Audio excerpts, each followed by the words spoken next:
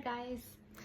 I released my latest episode yesterday today on Wednesday. Episode 18, which is You Don't Have to Walk Alone, Support on the Spiritual Journey. And I asked for any questions that you guys have or any feedback, just a bit of interaction. So I'm not doing this entirely alone. And Bruce wrote on, I think, YouTube. Yes, Bruce wrote on YouTube and he asked the question, and I thought, instead of replying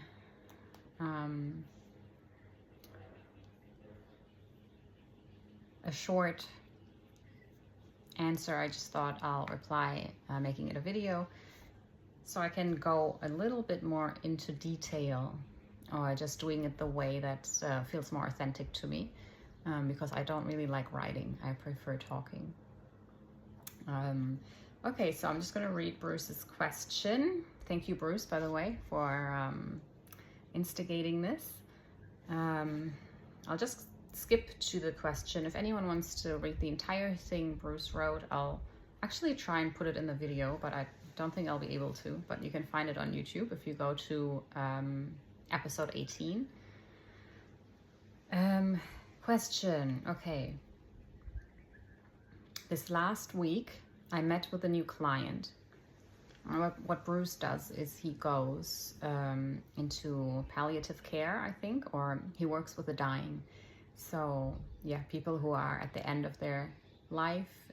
If you know Ram Dass, you will understand more fully what it is that Bruce is doing. I think a word for this work is death doula, like birth doula, but assisting with dying.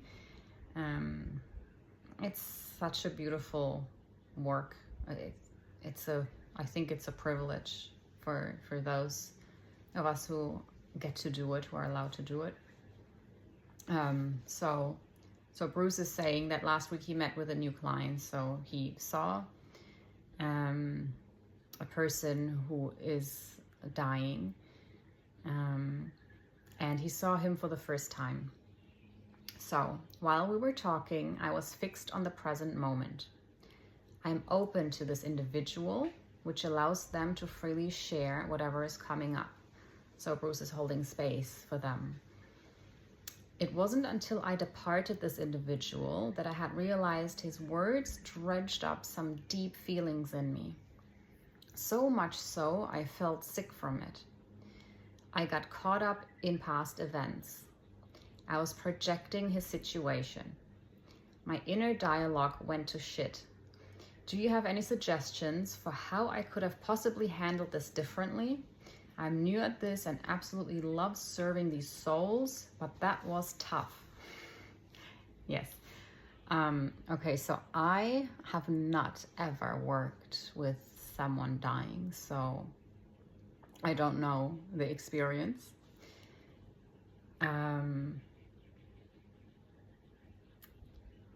I do understand what it's like to be with another person and sort of take on their energy, and for it to trigger something in yourself, especially if it's close to your heart or close to something that you yourself experienced or went through.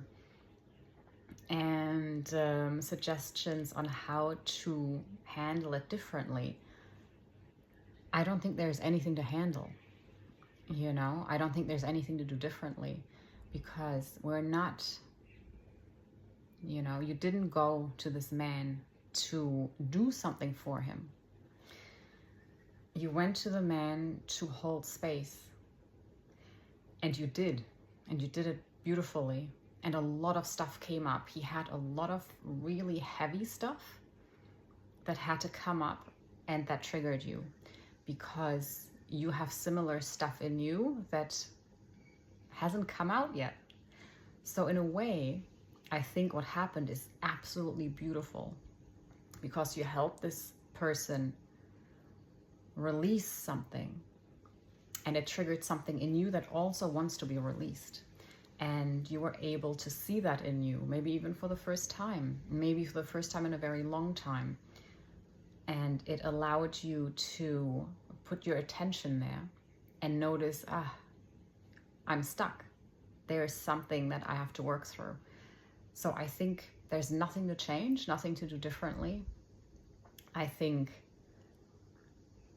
it's beautiful when we do get triggered, because it allows us to regurgitate this pain and this stuff that we are holding and that we're not aware of. So I think you feeling sick is almost like your pain saying, you know, look at me, please see me, please tend to me, please love me. And what you can do with that now is sit with it, sit with yourself, and heal what's coming up or what wants to come up, which is a beautiful opportunity. So to do that, I would sit in meditation or whatever your spiritual practice is, to now hold space for yourself, for your own pain. And, you know, this is the great thing. We go to give service to someone, you know, to assist the dying. But what happens is that, yes, we assist them, but they assist us too. It's a constant flow. It's a constant giving and receiving. There is not one teacher and one student.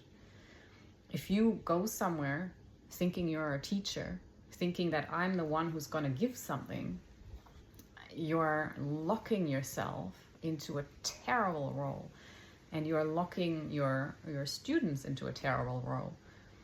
If you show up completely open and you try to be empty and in the present moment as nobody, as nothing, you are nothing, you are nobody. You just show up and you try your best to be empty so that you can hold space, so that the other person or the other people are safe and free to come out.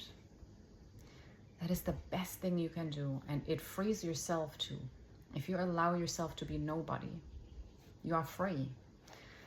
And then stuff can come up in you too. So you're not going somewhere, you know, thinking, I'm the one who knows and I'm going to teach you. But you're coming and you're just, I'm just going to hold space. Let's see what comes up in everyone, you know, in all of us combined. And that's where the magic happens. So thank you, Bruce, for asking you a question. I hope this helped. I don't think there's anything you need to change. Just relax into the situation, enjoy what comes up, even if it's painful, and hold space for yourself. Or also find someone who can hold space for you, so you can work through it more, or so it can come up properly. And that's the beauty of this whole path, I think, that we're just all there for each other. There's not one person who knows more than another.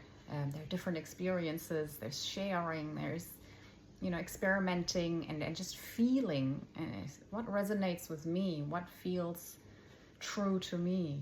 And just really unfolding and getting to know yourself, you know. Finding out, who am I? What am I? What's happening here? It's an exploration, a journey. It's beautiful.